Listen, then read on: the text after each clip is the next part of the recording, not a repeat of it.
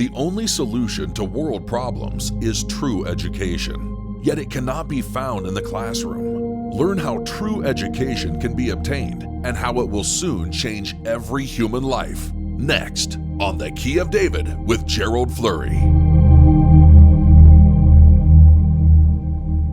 Greetings, everyone.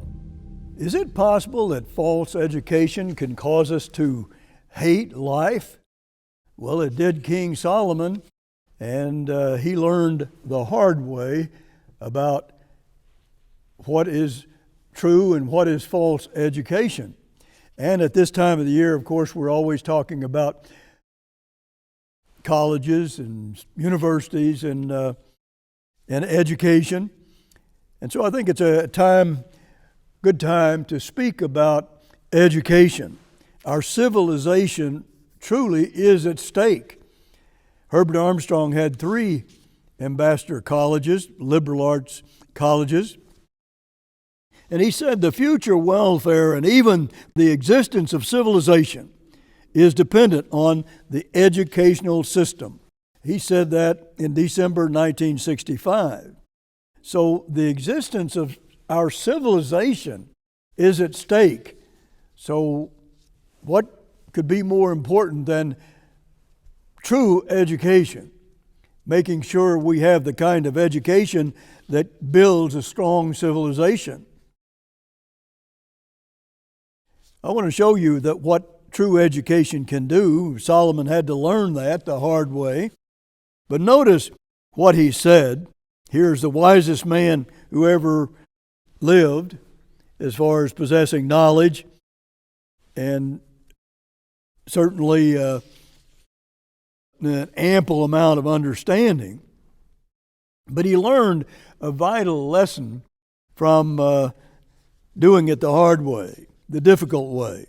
Proverbs 8 verses 10 and 11 says, receive God's knowledge, it should be God's knowledge, rather than choice gold. Now, in other words, if you get the right kind of knowledge, God says it's worth more than choice gold. But how many people would really believe that? If you could just get some tons of choice gold rather than godly knowledge and wisdom and understanding, which one would you choose? Now, this is God speaking through Solomon, of course. But then notice Proverbs 3 and verse 13. Happy is the man that finds wisdom and the man that gets understanding. Well, that's pretty exciting. God says if you have true education, it will make you happy. He's not talking about some hoax. God means every word that He says. And every word in the Bible that is properly translated. True education makes us happy. False education, well, it can make us hate life. Hate life and even hate other people. And hate God as well. That's what false education can do. So what could be more important than true education? Proverb 4 and verse 5 and 7 and 8.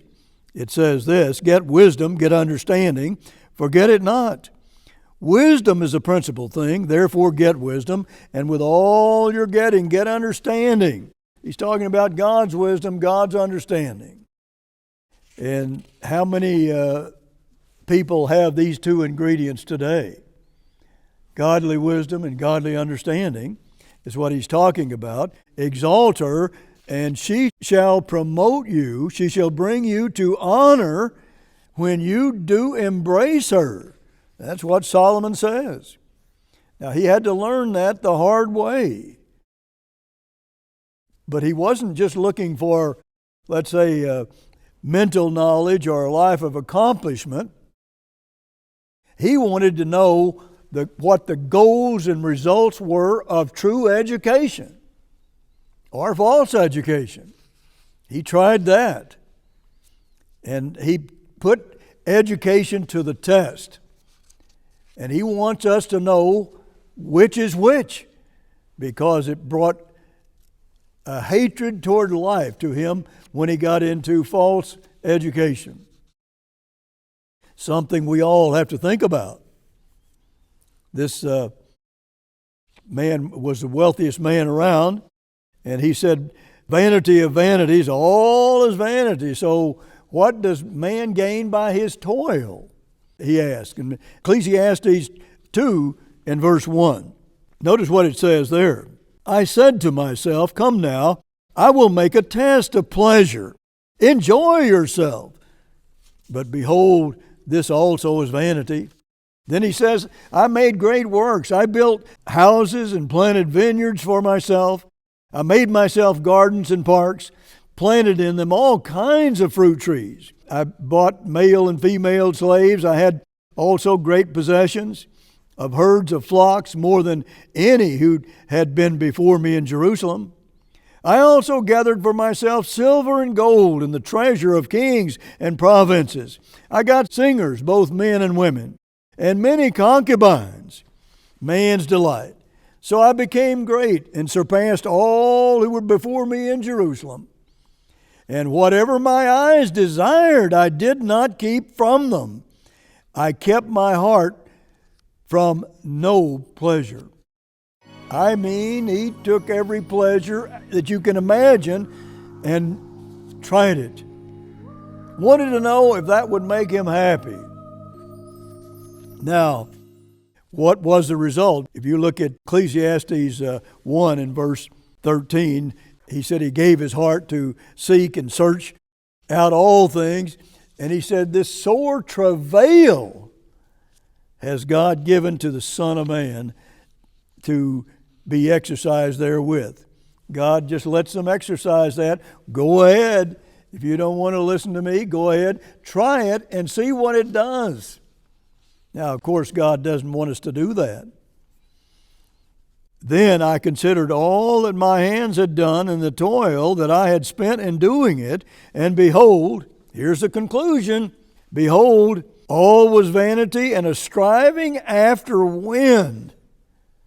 All that effort and all of those pleasures, everything he desired, he got it. And he said it was like a handful of wind, like you can reach out and get that. Anybody can have that. It was just a handful of wind. That's an amazing thing.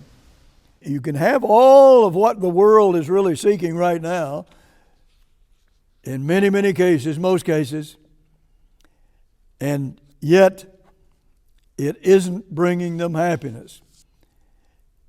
What is it bringing them in most cases? Well, verse 17, notice this. Here's what Solomon said. This is Ecclesiastes 2. All was vanity and a striving after wind. There was nothing to be gained under the sun. Then he concluded, so I hated life, because what is done under the sun was grievous to me. For all is vanity and a striving after wind. That's what it's like. You want to go the way of Solomon? You want to try that way? And let me tell you, this world, especially the Western world, is following Solomon's example here of false education in too many cases, almost all of them. But just think of a lifetime struggle thinking and trying to figure out, well, what can I accomplish in life? What should I accomplish? What should I understand? Well, he looked back on his life and he says it's just like a handful of wind. That's amazing that man has not learned about putting materialism above everything. God says, if you seek first the kingdom, all these things will be added. I'll give them to you if you'll seek first the kingdom. Matthew 6 and verse 33.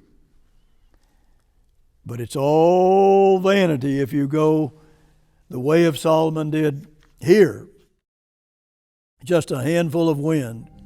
And Mr. Armstrong, in his early life, met all kinds of millionaires, bankers, millionaire industrialists, famous merchants, well-known statesmen. He found that their apparent success never satisfied them. They never found real happiness. Now, he found that out personally from knowing these men. But what is the great purpose of God? What does God want from us? Why can't we have peace in the world? God says we should have. Why can't we have peace in our marriages? God says He will give it to you and tells you how to gain it through true education. And all about family and making it a peaceful, happy, joyful family. If you do it God's way. And it will, of course, take you into the very family of God for all eternity. That's where it leads. But if you look at college students today, what should their purpose be? Do they have the true values? Do they really have the true values, or are they just getting a materialistic education, learning how to make a living, but not how to live? And oh, what a difference there is between the two. If only we can understand that. How to live. Oh, you get that from true education. You never hate life if you love true education. You never do. False education makes life something you hate. You're not happy. Sometimes you're really miserable. Why is that? There is a cause for every effect. God wants us to have the abundant life. He says that throughout the Bible. An abundant life. I wish above all that you may prosper and be in health, John tells us. God teaches us how to live and how to love life. Solomon finally said at the end of this, "Let us hear the conclusion of the whole matter. Fear God and keep His commandments, for this is the whole man." Do you want to be whole? Do you want to be a whole man or a whole woman? Solomon learned the hard way. This is the only way. True education. Fear God and obey Him. And that is true education. The foundation of all education. That's what it amounts to. But we have to fear God. We have to fear Him and do what He says. But if we don't want to do that, He lets us go. And look what we've created over 6,000 years. Look what we have done to this world. The number one problem we have today is that of human survival. There would be no flesh saved alive if Christ didn't come back and stop the madness that we're involved in right now because of false education. After all, that's where it comes from. Our educational systems. Something is terribly wrong with them. And that's what God is telling us. Modern education talks about the scientific concept that is the theory of evolution. That's what they call it. A scientific concept, but it isn't really that. Evolution is a theory, and you can't prove it. You never will be able to prove it. It's impossible to prove it because it isn't true. So they know it. They call it a theory of evolution and act like you're crazy if you don't believe that. It's a theory of false education and really the foundation of it. They're saying, well, look, we're in presence of a creation here without a creator. Think about that. You mean we have all this creation and there's no creator? It just came from nothing? Does that make any sense? What kind of a theory is that? It's not true education, but that's what's taught in education today. What about the truth? And how about casting out the theories and base your life on something that is true and foundational, that it always works, and it will make you happy, will bring all kinds of blessings into your life. Let me show you another scripture here. Romans 1, verses 21 and 22 and 28 and 29. Let's look at that. Before those verses, let me ask you this. Do you know what the eternal God says about the ancient pagan philosophers who are accepted, followed, and taught in modern education? These philosophers that are ancient and pagan, and I'm telling you, they are taught what they believe are taught in modern education. God says so. Now, God lets us go ahead and do that. He said, go ahead. Just two trees there. Make a choice. He says, choose life. And, well, Adam and Eve chose death, the way of death, and the way that's not going to take us into God's family. They just rejected the Spirit of God, is what it amounted to. That's what the symbol of the tree of life is all about. But today, we don't look to that. We don't look to that tree of life. Notice what it says in these verses. Because that when they knew God, they glorified Him not as God, neither were thankful, but became vain in their imaginations, and their foolish heart was darkened. Professing themselves to be wise, they became fools. Well, now this is God's evaluation of our education overall.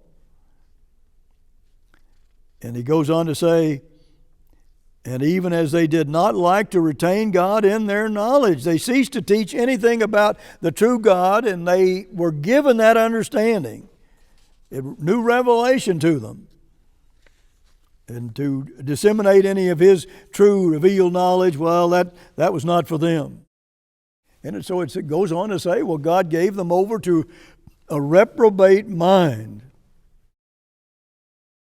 being filled with all unrighteousness, fornication, wickedness, covetousness, verses 28 and 29, maliciousness, full of envy, murder, debate, deceit, malignity.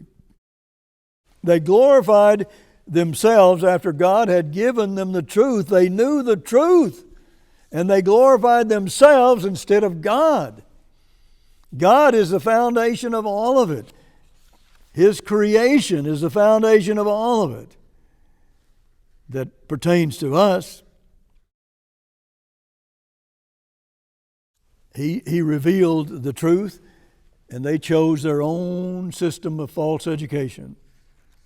But primarily, this is what they did.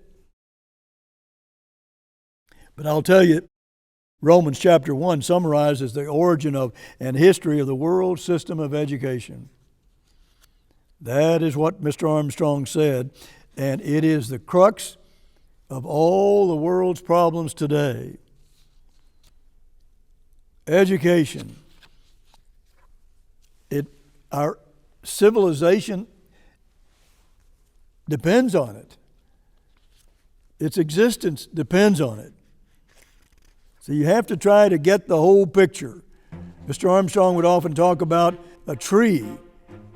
God uses a tree often to symbolize a nation, or it could be even the whole universe.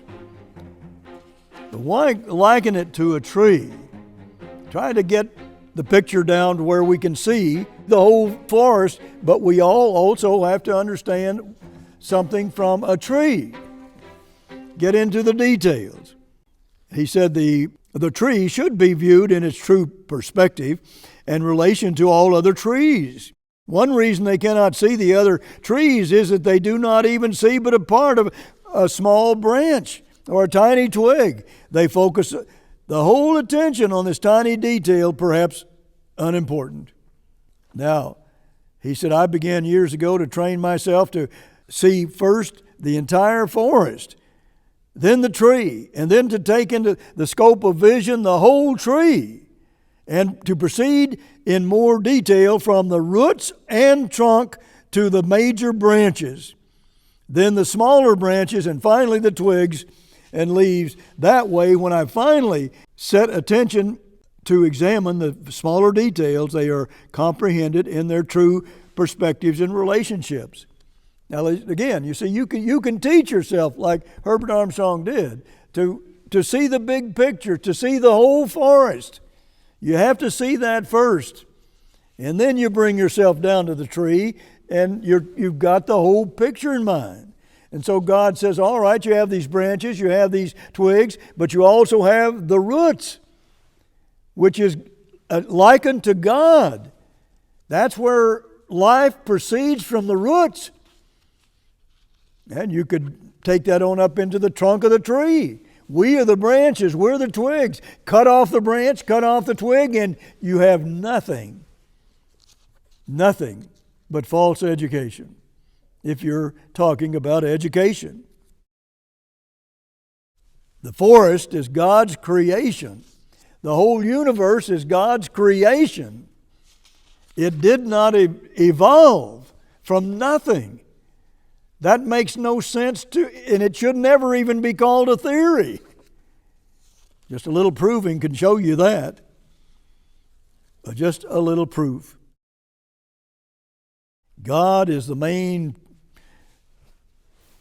trunk of the tree, the roots, and Christ likened it to branches on a vine.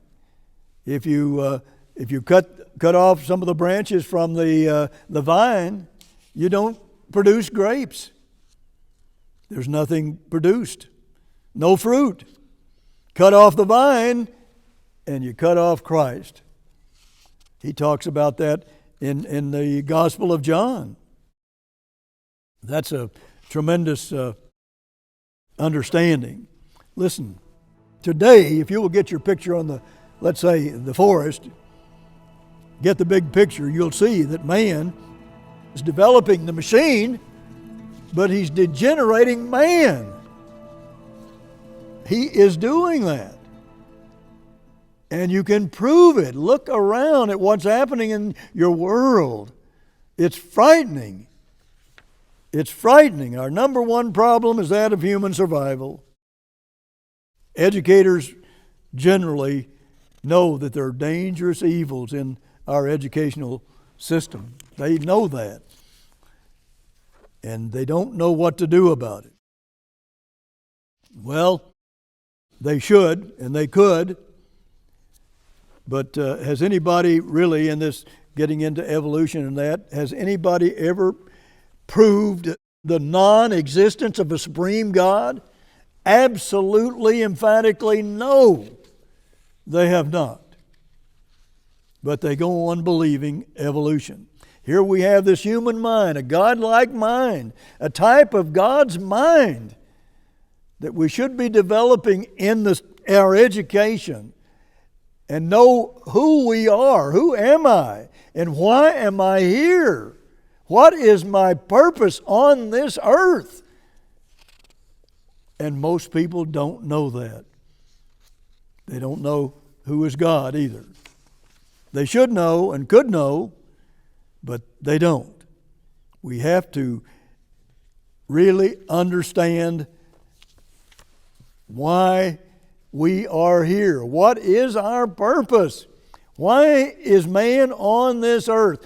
That's true education.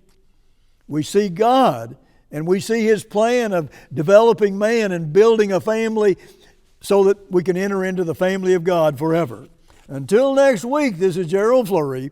Goodbye, friends.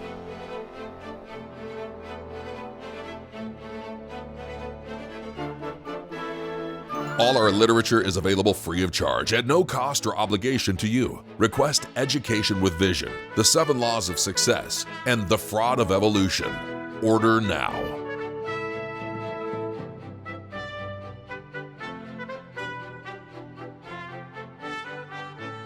The preceding program was a paid presentation of The Key of David, brought to you by the Philadelphia Church of God.